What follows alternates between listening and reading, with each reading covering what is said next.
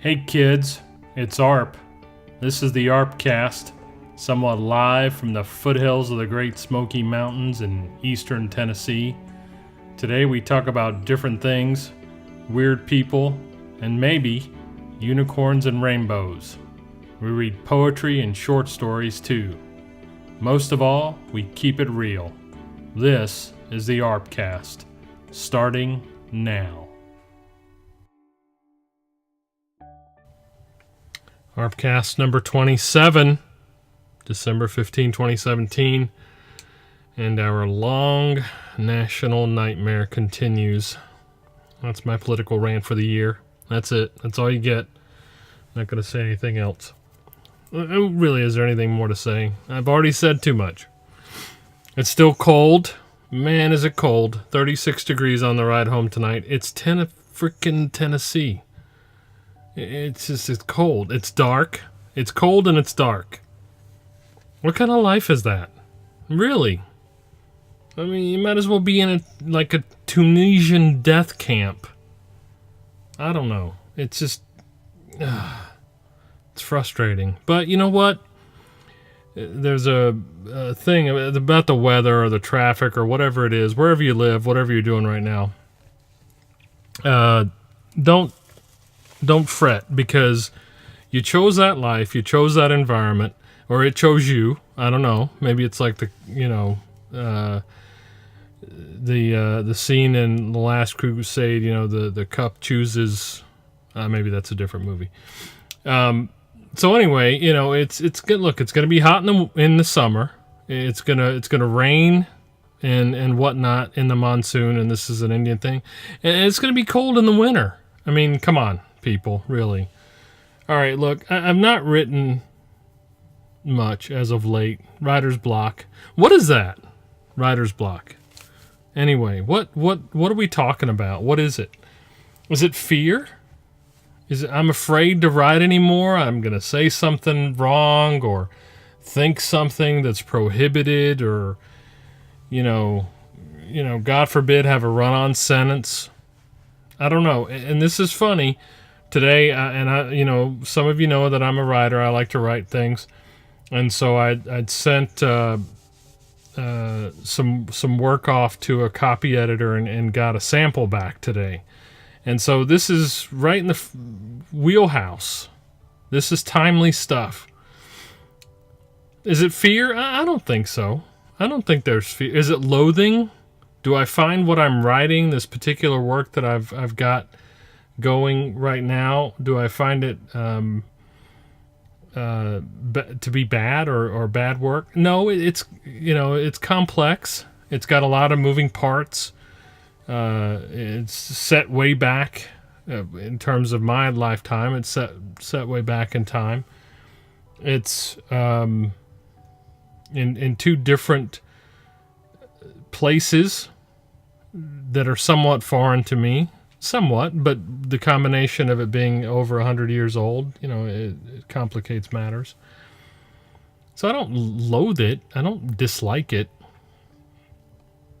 Is it laziness? This one really bothers me, because we all have tendencies, and that's a tendency for me, certainly. But I don't think so, because I know that I'm capable. The book that I sent in is not as long, but it's finished. It's done. 53,240 words. It's done. So is it an internment? So is it like, prison, this writer's block? Am I so caught up in the not doing that I've created my own cell around me? I don't think that's it either. Is it a lack of commitment? Well, now that's an interesting one. And it's different than fear and loathing and laziness. It's different than all those. Is it a lack of commitment? So is it just that you've got to get up and write? No matter what. Just write. Whatever drivel comes out of your fingers and your fingernails, just get the crap, whatever it is, on paper. I don't know. I don't know, but I'll tell you what, I am stuck. And it frightens me to know that, and to be living with that sense of being stuck. So yesterday, I think it was yesterday, had a brief little writing exercise with a friend of mine, and it was great. It was great. It was like 30 minutes, 45 minutes, and it was just really to come up with a sentence.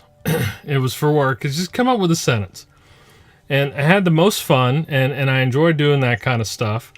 And so, we're writing and coming up with ideas, and it reminded me of a speech from Peggy Noonan. I think Peggy Noonan's the writer, and it's Ronald Reagan's speech right after the Challenger accident. And, it talks about the astronauts and how they leave the surly bonds of Earth and to touch the face of God. I believe it's something like that. And it's so poignant, but it's so simple in its packaging and its meaning. And it's something that I was 13, 14, something like that when it happened. And I remember that. I didn't look it up or anything. And it's probably not quoted perfect there, but there it is. And so I'm hoping that exercise yesterday, Miss Noonan's work, and this copy editing work back from Bubble Cow. That's who I use, Gary Smales at Bubble Cow. Will get me going again. So to close out the program, I'm just going to turn in our favorite little book, The Speaker's Garland and Literary Bouquet. And I'm just going to read a little bit. This is interesting. The Drunkard's Death, Charles Dickens. At last, one bitter night, he sunk down on the doorstep, faint and ill. The premature decay of vice and profligacy had worn him to the bone. His cheeks were hollow and livid. His eyes were sunken, and their sight was dim. His legs trembled beneath his weight, and a cold shiver ran through every limb. And now the long-forgotten scenes of a misspent life crowded thick and fast upon him. He thought of the time when he had a home, a happy, cheerful home, and of those who peopled it and flocked about him then, until the forms... lost my place. And flocked about him then until the forms of his elder children seemed to rise from the grave and stand about him. So plain, so clear, and so distinct they were that he could touch and feel them. That was random. I promise you, completely random. It's kind of how I feel in this writer's block.